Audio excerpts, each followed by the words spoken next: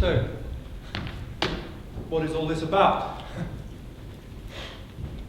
Well, many years ago, I was this earnest, sad young man on the ship to Buenos Aires. And I was also this man, leaving the faintest trace of his passing in a ship's manifest. Cadiz, 5th of April, year of our Lord, 1717. Domenico Zipoli, medium height, 2 moles on the left cheek. Philosopher, a native of Prato, district of Florence, 28 years of age. The only physical description of me in history, and it's riddled with mistakes. Well, perhaps we could forgive mishearing Zipoli as Zipoli. It can be quite windy in Cadiz. But why philosopher? Why philosopher and not musician? Could it be that I had renounced music for a life of contemplation? And if so, why? Well, it's a long story. But if, as I suspect, you have little else to do for the next 2 hours or so, I'd like to show you. Let us go back there to Rome, and then to Prato in 1707, and a 19-year-old impoverished student of music.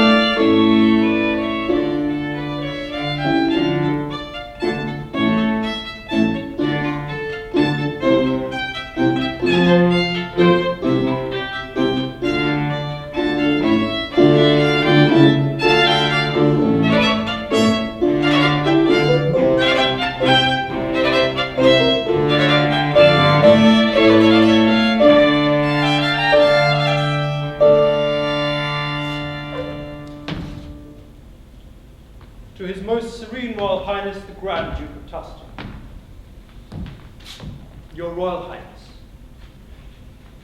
Domenico Zipoli of Prato, humble subject of your Royal Majesty, reverently asks to be helped in his musical studies.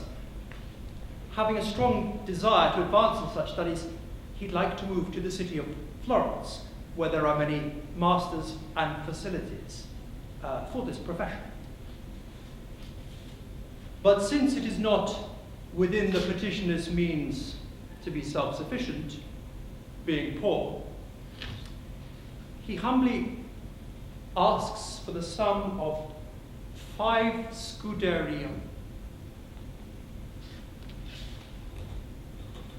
6 scuderi a month as a charitable subsidy. Even so, I'm going to struggle to survive on that. It's not enough to buy a sheep. And because of this favour, the petitioner will always be praying for the increasing prosperity of the most serene royal house. Your servant, Domenico Zipoli.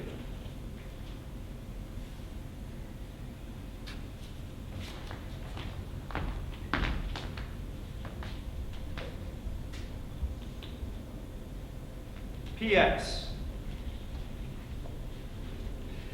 As a token of my esteem and assurance of my capabilities, I have attached to this letter a small example of my work, humbly suggesting that His Royal Highness your son, Prince Ferdinand, might essay it on that glorious new machine, the Bartolomeo Cristofori pianoforte, of which I know your Excellency to be the sponsor.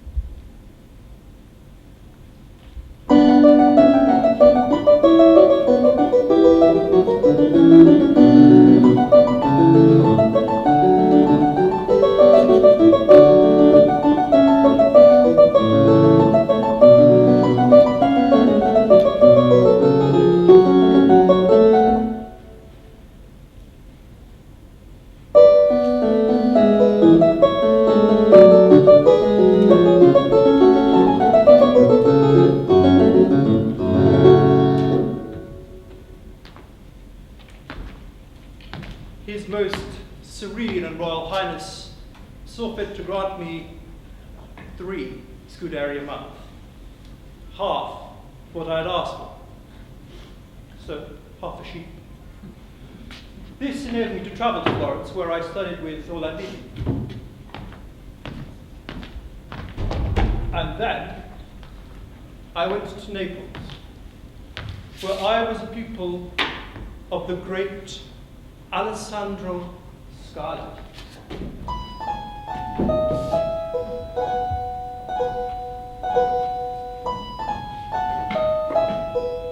But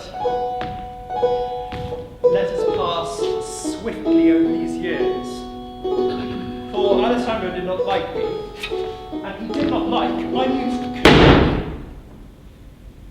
Perhaps it was that he too had applied to the Medicis of Tuscany for funding and had been overlooked. Or maybe Naples simply wasn't big enough for the two of us.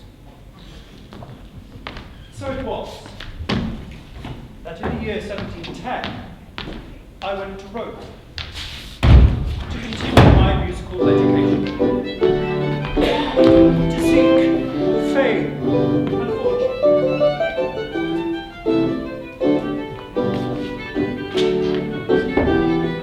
And occasionally to attend a party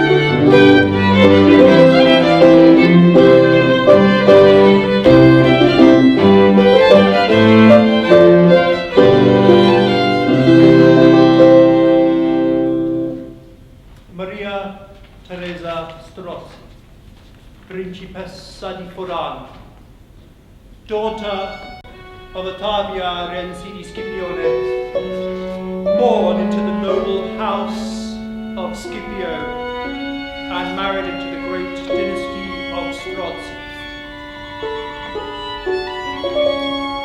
That a poor peasant from Prato would dare to turn his eyes upwards to such an object may astound you.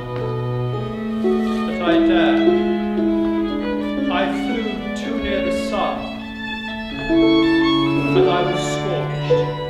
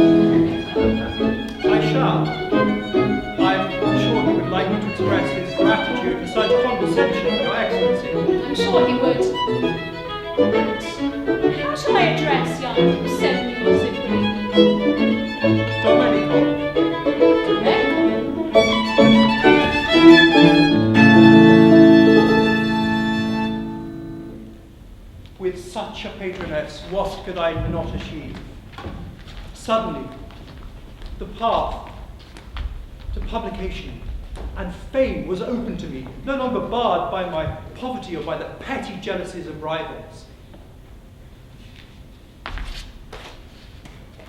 On the 1st of January 1716, I published this, my opus number 1. The Sonata d'Intervolatura. 50 pieces in diverse styles for organ and harpsichord. And attached to the front of each copy was this brief dedication. Dear glorious and very distinguished Madam, these first parts, which I had decided to publish in printed form when one reflects upon my inadequacy, will not deserve to be sponsored by your Excellency, since the value of each and every one of your admirable virtues is also adorned by an impeccable feeling for harmony. Therefore, I cannot be regarded as anything other than daring when I place the name of your Excellency before this work.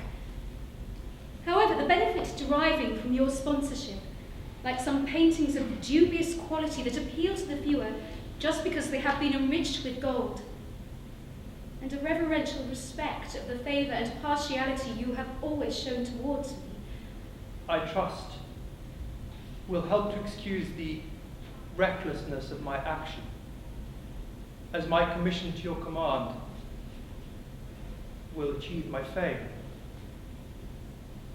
Your humble, obliged, and devoted servant, Domenico Zipoli.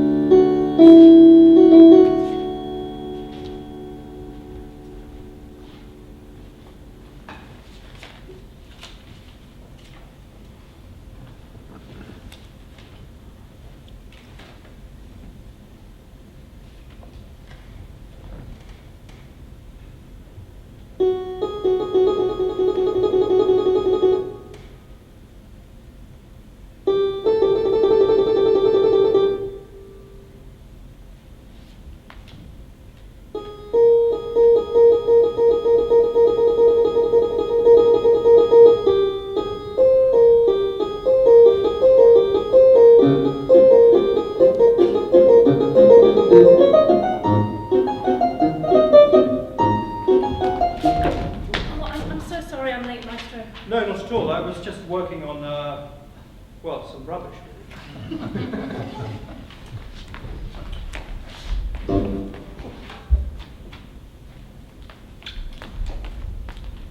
I have a part for you.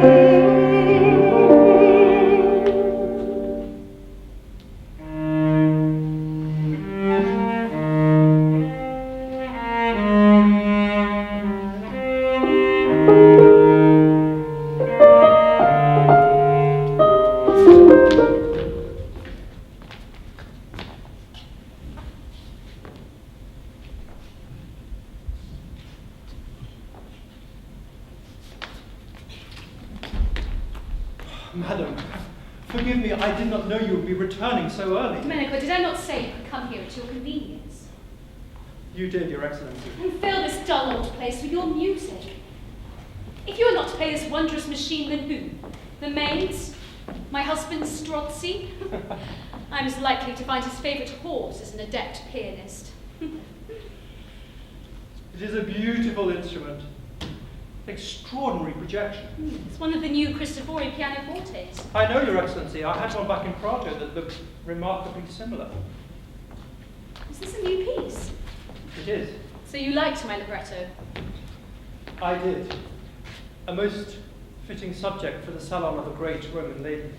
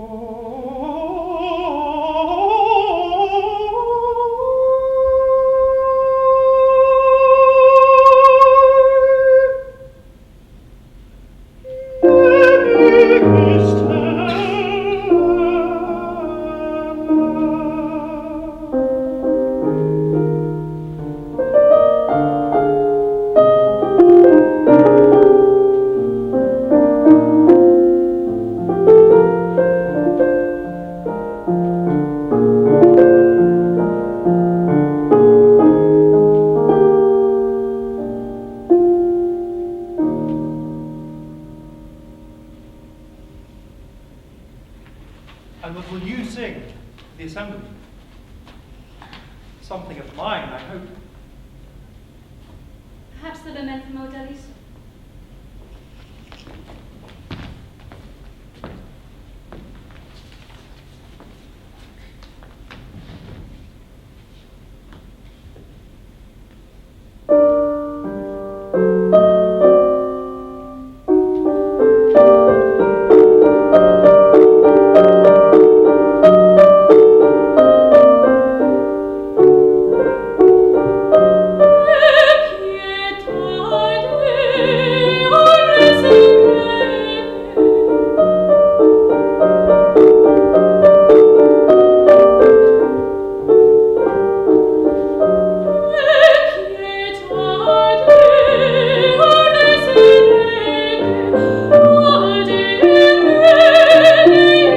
Signor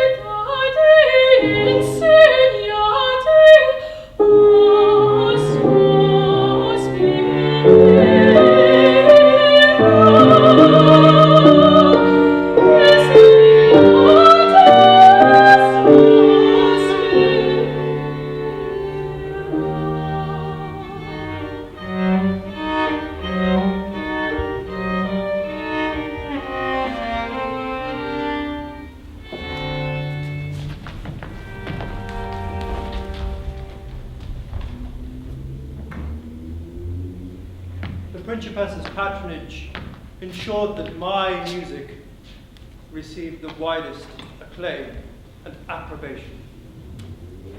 Society would flock to her salons at the Palazzo Strozzi, at which she herself would perform, ravishing the ear, dazzling the eye, and on more than one occasion, ensnaring the heart. Yes, I'm talking about myself. But can you blame me? Nothing had prepared me for meeting such a woman.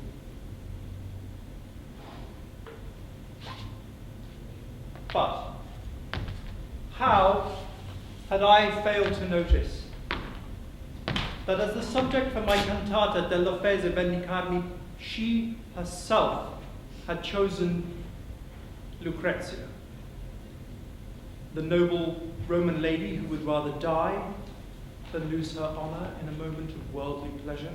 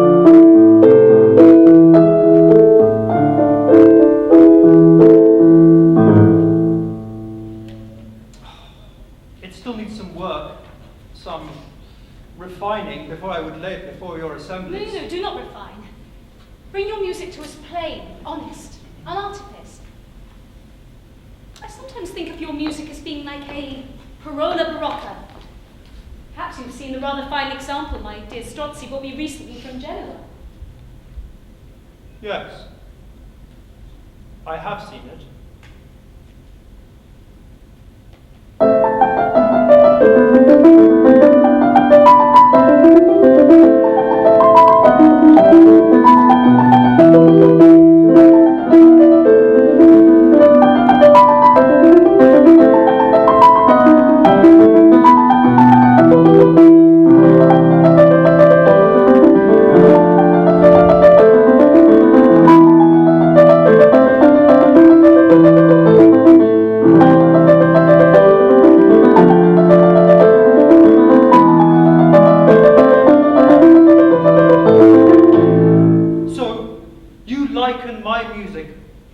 To a Baroque pearl, an imperfect pearl. Domenico, do not take offense. In so saying, I raise your art above all others. The calculation of Caldara, the spontaneity of Scarlatti, the polished jewels of the Neapolitan court that I find so detestable.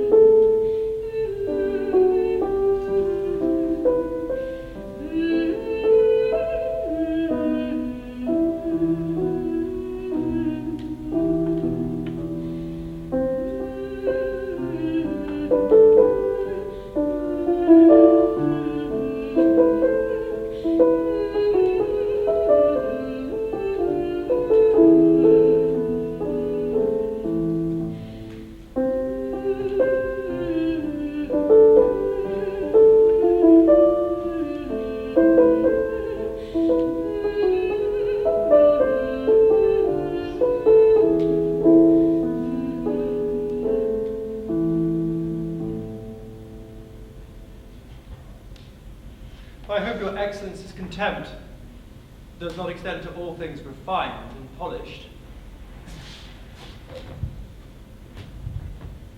I have a small gift for you.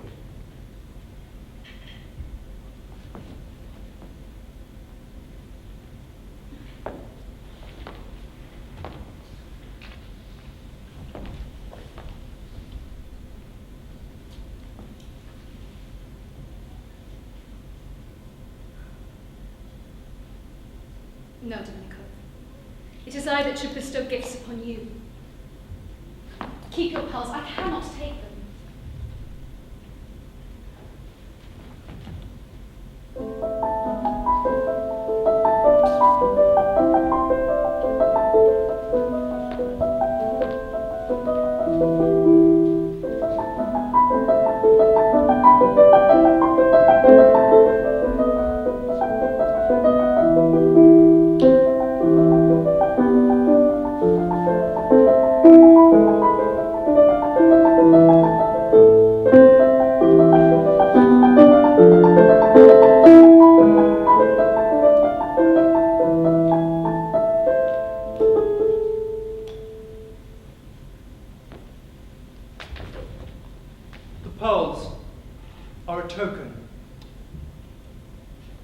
I have given you something else besides, and cannot call it back even if I wished to. Music? The imperfect music, yes. But something more. Something equally imperfect. You wrenched it from me with one lock of your perfect hair falling unbidden onto your neck, with one perfect note summoned from the depths of your soul. I cannot call it back, as I cannot unwrite this music or unsing these words. Stop! You may finish your partita, then go. These belong to you.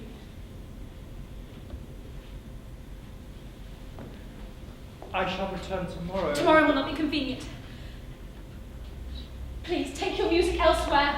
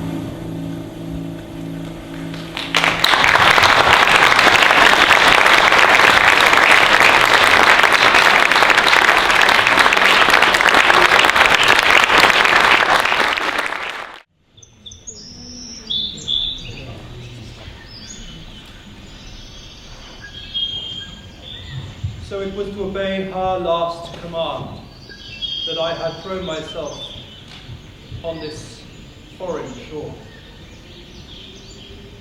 Spared by the sea and its dangers, I reached Buenos Aires on the 13th of July, 1717. From here I was sent out into the Jesuit province of Paraguay, the Republic of God.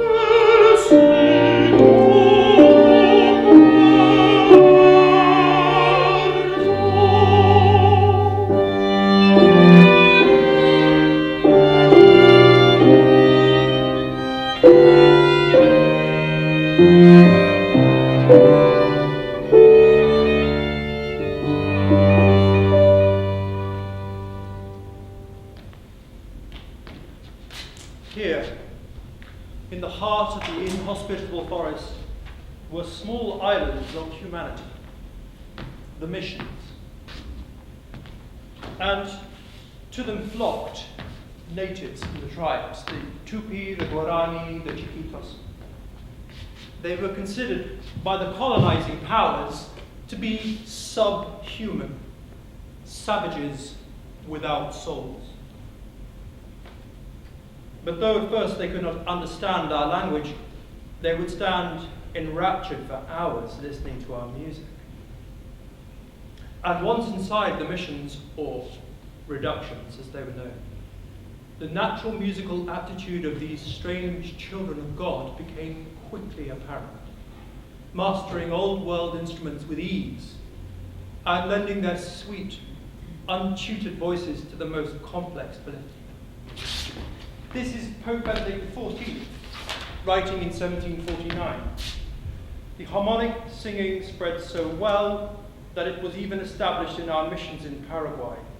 For the believers in America have natural gifts, either for the vocal or the instrumental, and easily learn all that belongs to this art, reaching such a high level of ability that nowadays there is no difference between the masses and vespers in our countries and those performed there. I quickly saw how music framed all life on the missions. Processions of musicians would accompany the workers on their way to the cotton plantations in the morning. Music rang out at all religious celebrations, community parades, feasts. Vespers were sung around great bonfires in the summer twilight. And at Christmas, a solemn procession would take place where the image of the Virgin would be carried through the streets to the chapel, accompanied by rapturous singing and the beating of drums. There were even operas, though we drew the line at semi-staged concerts dramatizing the life story of obscure composers. And such was the skill of the indigenous craftsmen at copying instruments in their workshops that soon we were exporting them back to the old world in great numbers, which added to the economic success of the missions, which was considerable.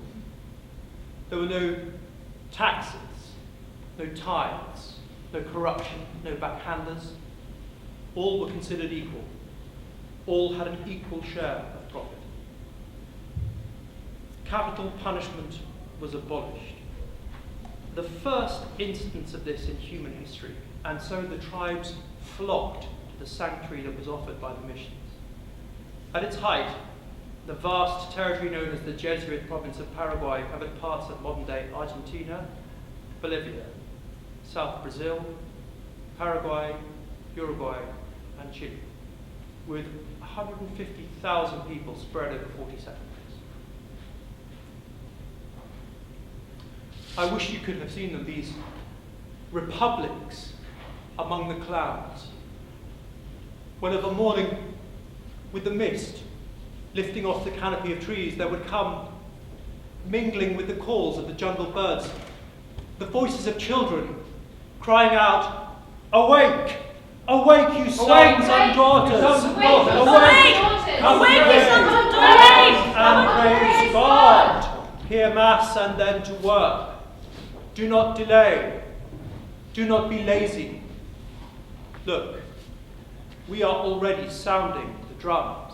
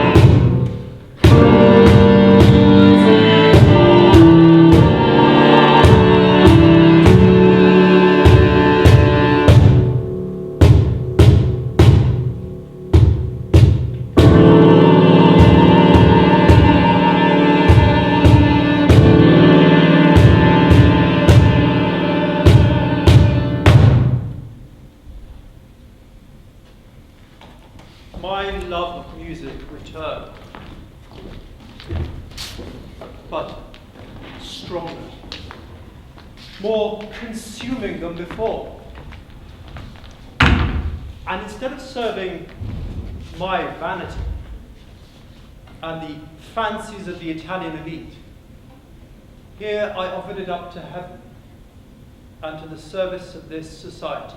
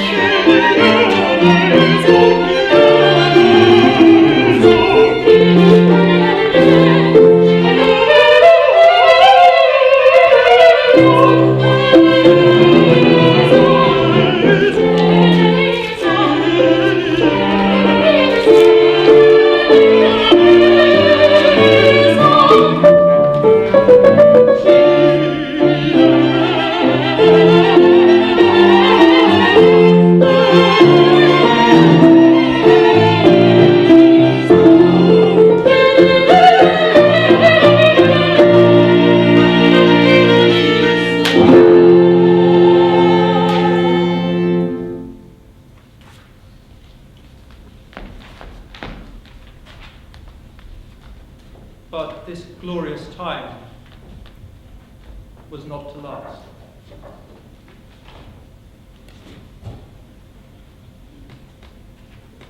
There came a year when sickness was rife in the missions, and I was greatly weakened. In the autumn of 1725, I made the journey to the mission and settlement of Santa Catalina in the mountains 50 miles north of Cordoba. Here, I hoped that the clean mountain air and the fresh water would clear the heaviness in my lungs.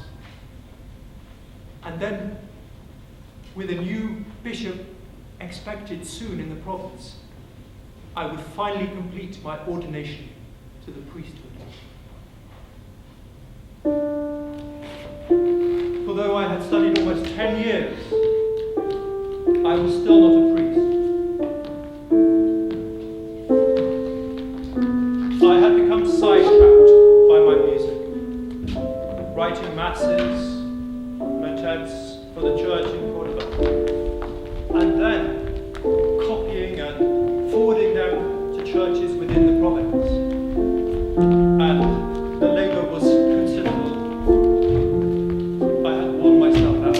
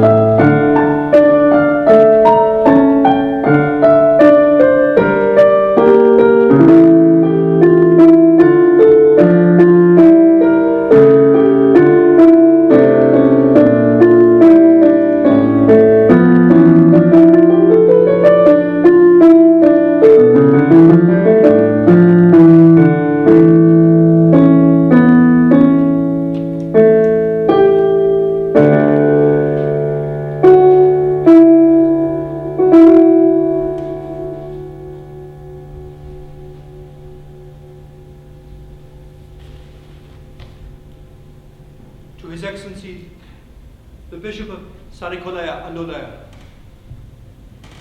God's love and grace be with you. It was the dearest wish of your predecessor, Bishop Alonso, that I should write and make known to you my work. This being now the 10th year of my studies, His Excellency may well suppose my life has been one of idle dissipation, all other novices of my intake being now sent forth to do God's work, and I alone remaining unordained. His Excellency should know, therefore, that I have completed the 4 years of moral philosophy and the 3 years of comparative theology with some distinction, and all time not spent in these studies has been in the practice and dissemination of my gift from God, the gift of music. I have passed on what I was given by the grace of our Lord, teaching the noble souls to sing, play, and praise the Lord their Creator in diverse ways, without theatrical cadences, but in a manner honourable and suitable.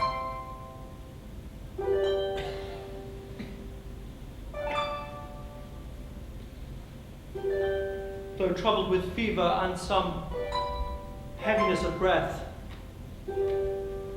I continue my studies here at Santa Catalina, and will await your Excellency's safe and speedy arrival into the province, that I may join you and my brethren in this noble order of San Ignacio.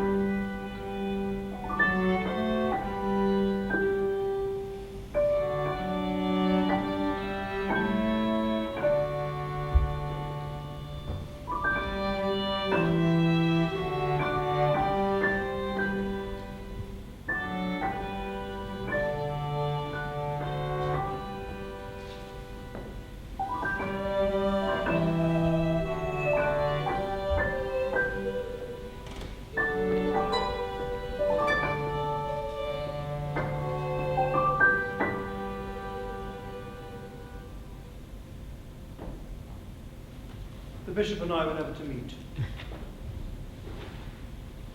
nor was it ordained by God that I would be ordained by man.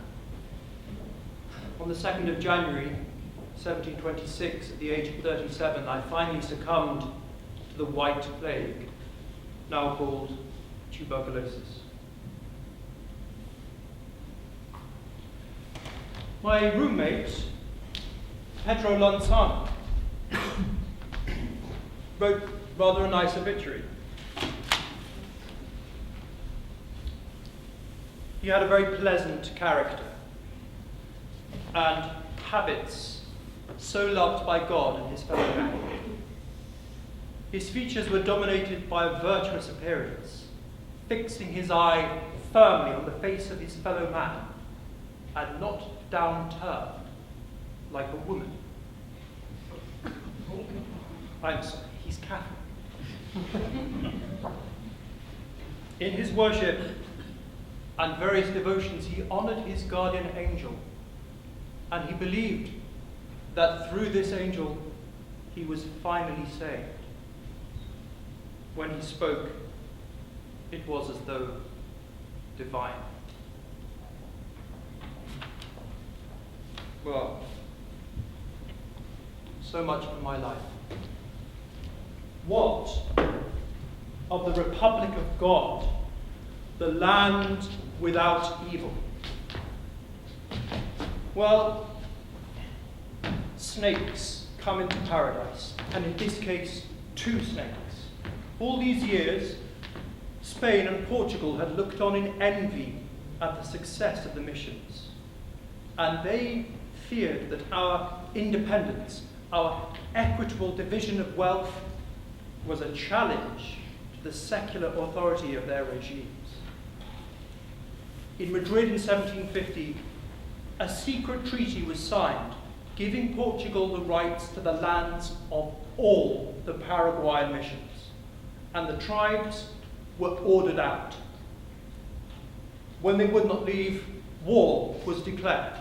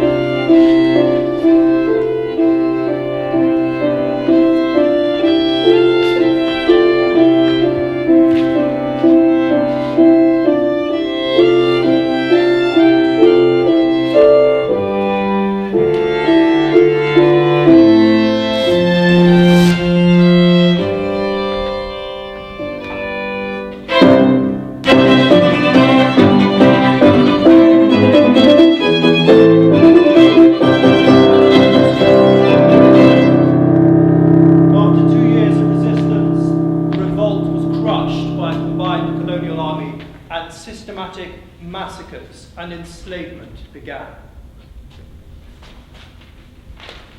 King Carlos III in 1767 signed the royal decree known as the Pragmatic Penalty, expelling Jesuits from all Spanish territories, with the words, "My reasons only God and I need to know."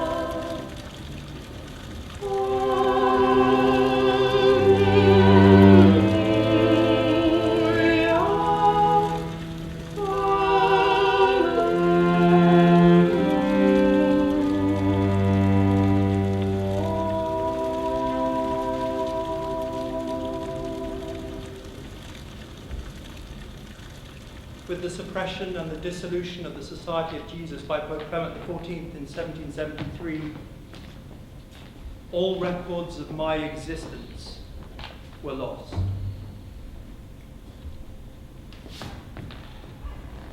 But perhaps in the recesses of the jungle and in the hearts and minds of the people of the tribes, some memory of my music lingered on. On this manuscript, dated 1784, Potosi, that we have some evidence my music survived.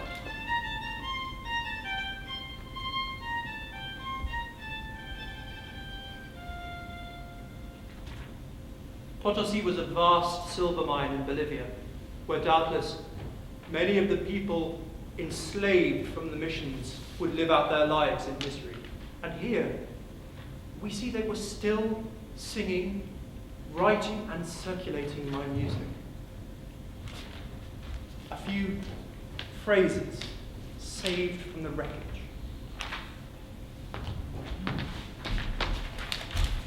And this is rather a nice review by Father Jose Manuel Paramas, a Jesuit priest writing in 1793. Whoever listened to Zipoli's music would never find anything so sublime. Like after trying for the first time wild honey, you find all other food tasteless. That's worth saving. They should put it in the program. And here's a tantalizing reference in the writings of Alcides d'Orbigny, a French traveller, in the 1820s. Mass was sung with great Italian music, and it was a real surprise to find among the Indians better music than I had heard in all of the richest cities. Italian music, but which Italian? Echoes, fragments, nothing more. I became a myth. Eminent musicologists began to think I might actually be two different people, both called Zipoli and working in two different continents. And then, in 1959, in the city of Bologna, in the convent of San Francisco, an extraordinary book came to life.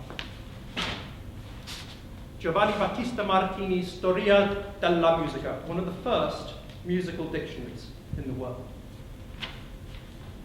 Just out of interest, let's turn to letter Z, page 557. Domenico Zipoli, native of Prato, began his studies with the choir master of the Duomo in Florence. He was then sent by the Grand Duke to study with Alessandro Scarlatti, from whom he ran away because of harsh differences. Well, I didn't run. Then he went to Rome and studied with Pasquini, and ultimately he became a Jesuit. Here at last was the truth. I was one man, musician and Jesuit, Prato and Cordoba, Italian and South American, Old World and New.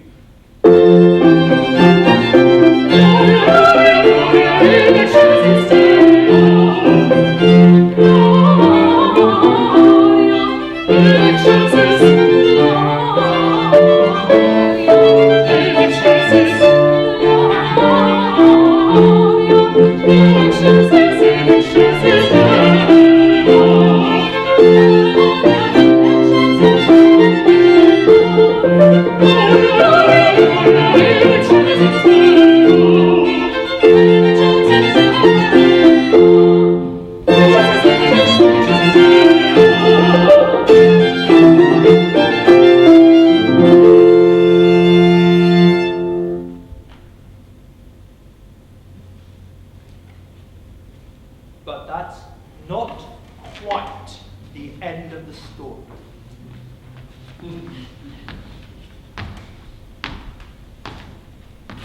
In 1972, a Swiss architect called Hans Roth was sent to the missions in the Chiquitos lands of Bolivia, which were more remote and therefore better preserved. It was during his restoration work that he found what has been discovered as the musical discovery of the century. In a priest's lavatory, a box containing 5,500 pages of musical manuscript. The box was marked toilet paper. And what was in this treasure trove shortly fated to become intimately acquainted with the venerable priestly buttocks. A rather large proportion of the complete works of a certain Domenico Zipoli.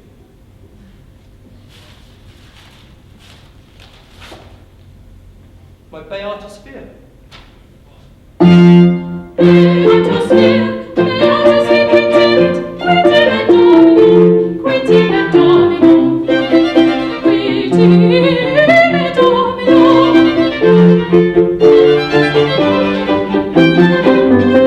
Emendati Zeus, emendati Zeus, volet, volet, viris. Emendati Zeus, volet, volet, volet, viris. Volet, volet, viris.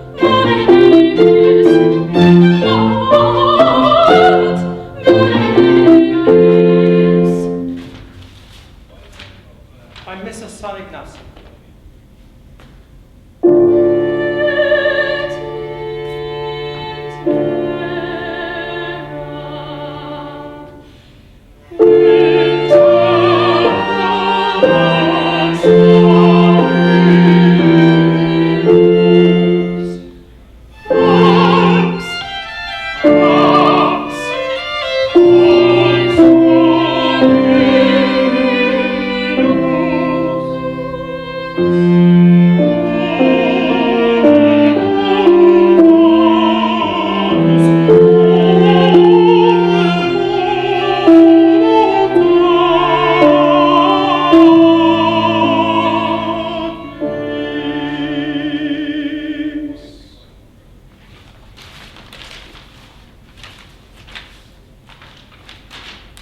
My Dixit Dominus.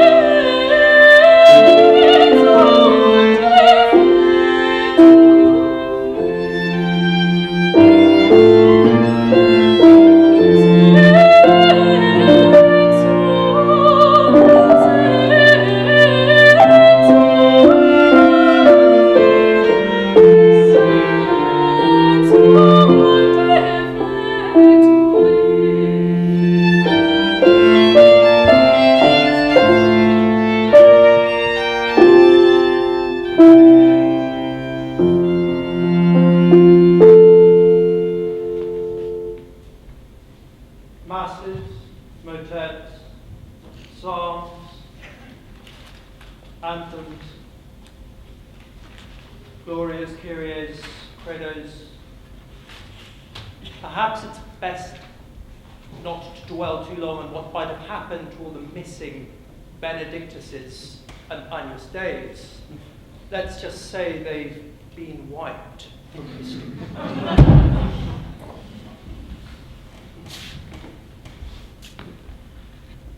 I chose a virtuous obscurity rather than fame. And I was enlightened in that obscurity.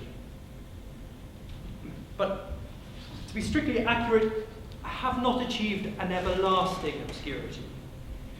In 1988, a small plaque was placed above a tobacconist's shop in a quiet street in Prato to mark the place where I was born. But in South America, streets, choirs, orchestras, academies now bear the name of Zipoli. And these schools of music pass on what I have learned, what I glimpsed in those far-off days in the jungle where I saw what can happen when music is placed at the heart of a society. For the choir and the orchestra are more than just artistic structures. They are schools and examples of social life. Music is immensely important in leading man to a full sensibility. I'm preaching, and these were not my words.